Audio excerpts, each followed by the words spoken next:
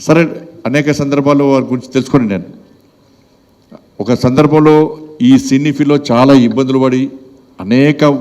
ఒడిదుడుకు కొడుకు ఎదుర్కొని అనేక అవమానాలు ఎదుర్కొన్నా కూడా ఎక్కడ కూడా వెనుకడి వేయకుండా నేను అనుకున్న లక్ష్యం చేరుకోవాలి, ప్రజల్లో మన్నను పొందాలి, నేను ఈ సినీ ఫీల్డ్లో సక్సెస్ కావాలని చెప్పి ఒక లక్ష్యాన్ని ఎంచుకొని ముందు పోతున్న తరుణంలో చాలా సందర్భాలు గతంలో ఎన్టీ రామారావు గారు, స్వర్గీయ ఎన్టీ రామారావు గారి యొక్క చరిత్రను వ్యక్తీకరించి అవాస్తవాలను చూపెడుతున్న తరుణంలో మహానాయకుడు అని చెప్పి అనేక సినిమాలు నిర్మించి వారి యొక్క వాస్తవ చరిత్రను చూపినటువంటి ఒక మంచి వ్యక్తి బాలకృష్ణ గారు.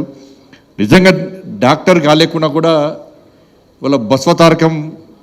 క్యాన్సర్ హాస్పిటల్ మొన్ననే ఎఫ్సిఆర్కి సంబంధించి ఇబ్బందులు ఉన్నప్పుడు ఆ డిపార్ట్మెంట్ నాదే కాబట్టి నేను అమిత్ షా వారి దగ్గరికి పోయి, సార్ ఇది బసవతారకం, భరత్ గారు ఇక్కడ ఉన్నారు మా పార్లమెంట్ సహచార పార్లమెంట్ సభ్యులు, ఈ బసవతారకం ఆ క్యాన్సర్ హాస్పిటల్ చాలామందికి సేవ చేస్తున్నారు సార్, చాలామందిని జీవితాలను కాపాడుతున్నారు,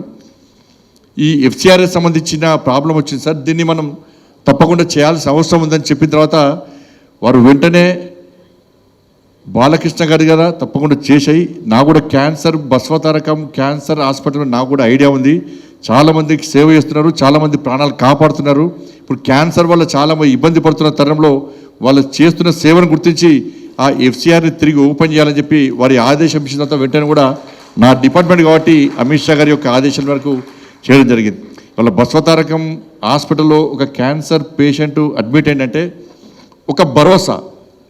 ఒక ధైర్యం, ఒక విశ్వాసం వాళ్ళందరూ కూడా అటువంటి ఒక మంచి హాస్పిటల్ ద్వారా ఇవాళ సేవ చేసే ప్రయత్నం చేస్తున్నారు. ఇప్పుడే తెలిసి నాకు ఆంధ్రప్రదేశ్లో కూడా తిరిగి బసవతారకం క్యాన్సర్ హాస్పిటల్ కూడా ప్రారంభిస్తుండడం నిజంగా చాలా సంతోషం.